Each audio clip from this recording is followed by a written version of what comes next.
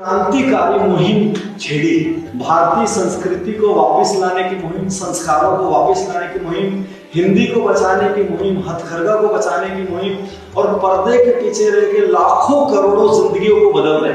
मैं आज परम सौभाग्यशाली हूँ कि इनके इतने बगल में बैठकर बात कर पा रहा हूँ। तो दर्शन मात्र के लिए लोग दिनों और महीनों लाइन लगाते हैं। आज चंद मिनटों में मैं उनके कुछ कार्यों को आपके सामने लाने की कोशिश करूंगा। सबसे पहले हम बात करते हैं आचार्य श्री ने हजारों कैदियों की जिंदगी कैसे बदली। रात दिन लगभग 50 साल से तपस्या में लीन रहने वाले इस महान क्रांतिकारी संत के मन में एक दिन विचार आया कि जेलें क्यों होती है भाई, जेल के अंदर इतने दंड, इतनी यातनाएं क्यों होती है। जैसे किसी को जेल हुई उसकी तो सजा हो गई और उसी के साथ पीछे उसका परिवार जो उस पर निर्भर था, एक तरीके से उन सबको भी सजा हो गई, क्योंकि शायद किसी का कमाने वाला सहारा चला गया, किसी का ध्यान रखने वाला चला गया और किसी का सामाजिक बायकॉट हो गया। नियम तो यही है, जेलर को कह रखा है इनको क्या करना, केवल दंड देना, दंड नहीं। जेल आने से अपने आप ही दंडित हो जाता। ये जेलरों की नियुक्ति एक प्रकार से हृदय परिवर्तन के लिए है। ये तो बहुत क्रांतिकारी बात है, अदरवाइज जेल तो हार्ड क्रिमिनल बना देता है। हाँ, क्रिमिनल है ही नहीं है।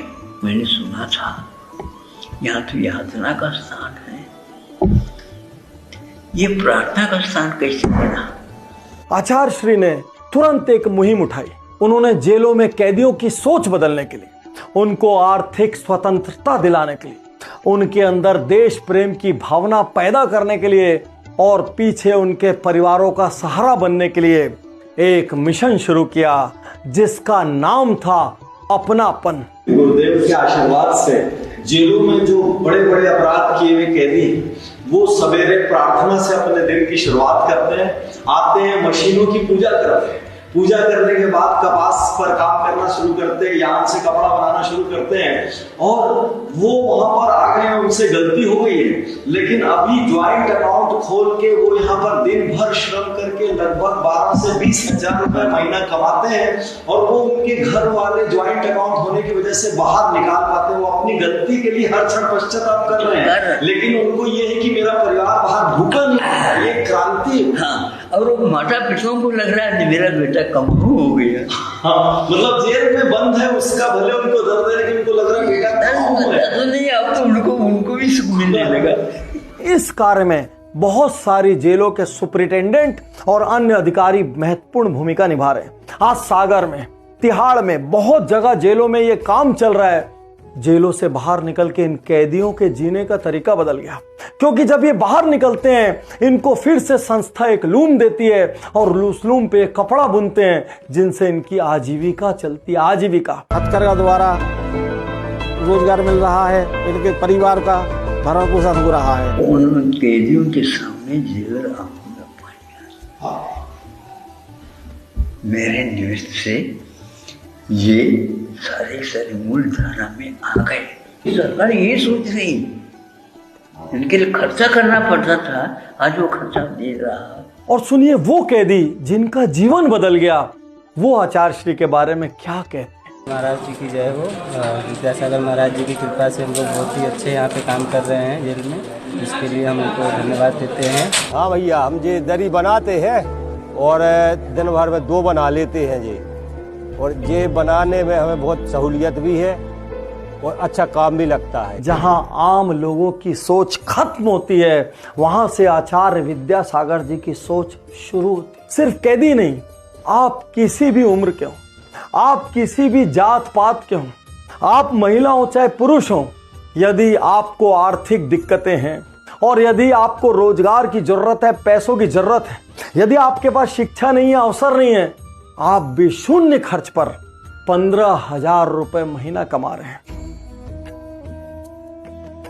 आचार्य श्री के आशीर्वाद से 3 संस्थाएं चल रही है। एक का नाम अपनापन, एक का नाम श्रमदान और एक का नाम चल चरखा।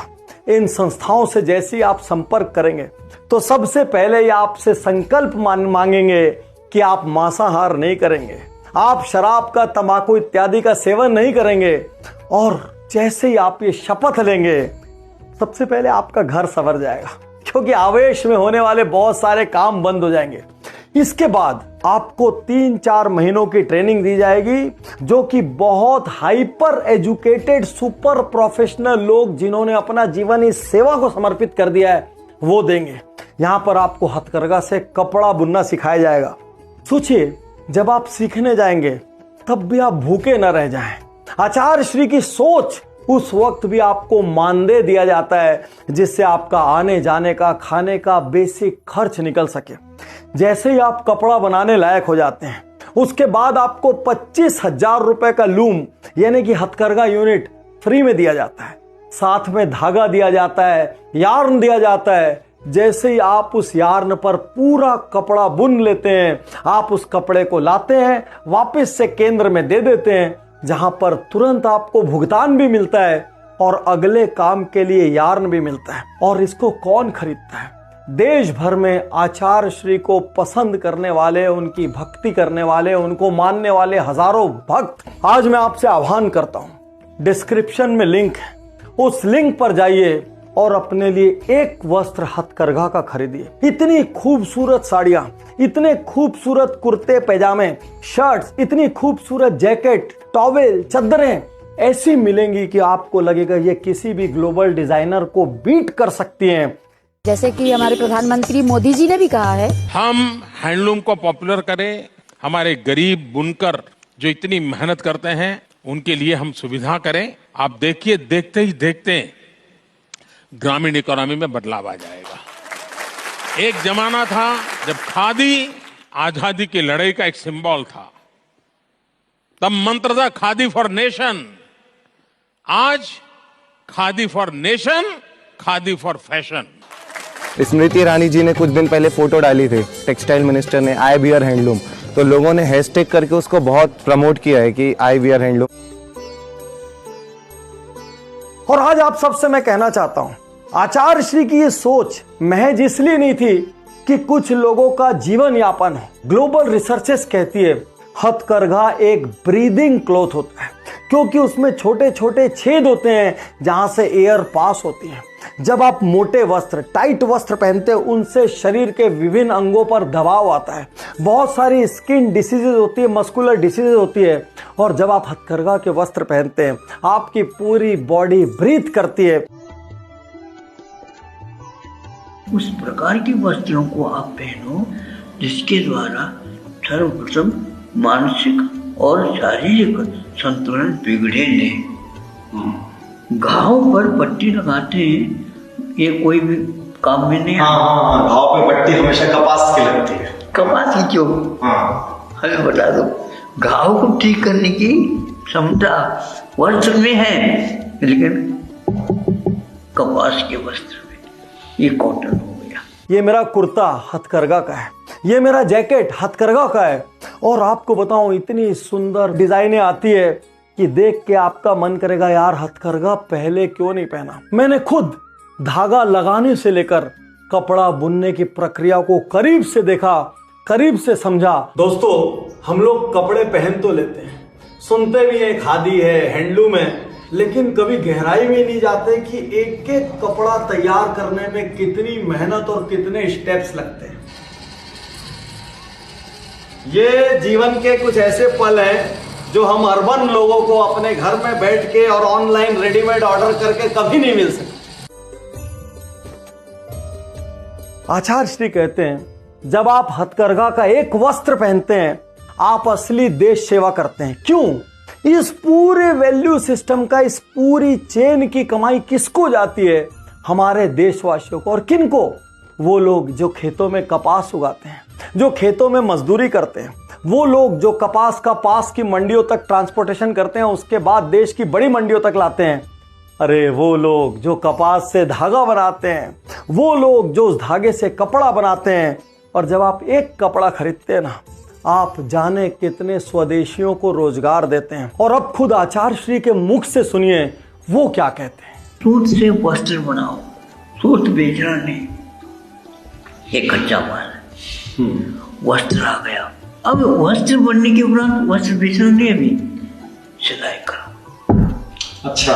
हाँ, कितने शहर हो गए, सूत निकालने वाले अलग है, कपास को बनाने वाले अलग है, केंद्र में वस्त्र। और हर स्तर पे लोगों को रोजगार मिल रहा है, आम लोगों को जिनको कोई डिग्री की और कोई रोजगार नहीं है। 10 रुपए की मान लो कीमत के कपास से अब वह 50 की हो जाएगी। वैल्यू एडिशन होता जा रहा है। Value addition which are more and more searching out।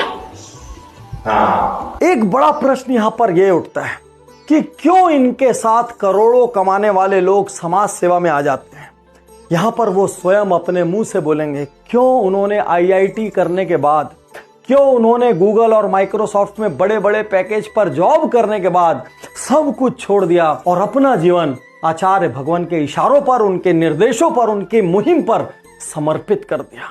मेरे जैसे 25-30 लोग काफ़ी अलग अलग बैकग्राउंड से आते हैं। हम लोग, कुछ लोग IIT से पढ़े हुए हैं, कुछ लोग अपनी अच्छी अच्छी नौकरियां छोड़कर इस उपक्रम के साथ जुड़े हैं, केवल गुरुजी की भावना को पूरा करने के लिए, अपने देश और समाज के लिए कुछ करने के लिए। हम यहाँ पर बच्चों को शिक्षा देते हैं, प्रशिक्षण देते हैं हथकरघा के माध्यम से कपड़ा बनाने का। हार्वर्ड और स्टैनफोर्ड जैसी यूनिवर्सिटीज़ कहती हैं कि ये उद्योग लगभग 0 कार्बन फुटप्रिंट के साथ चलता है।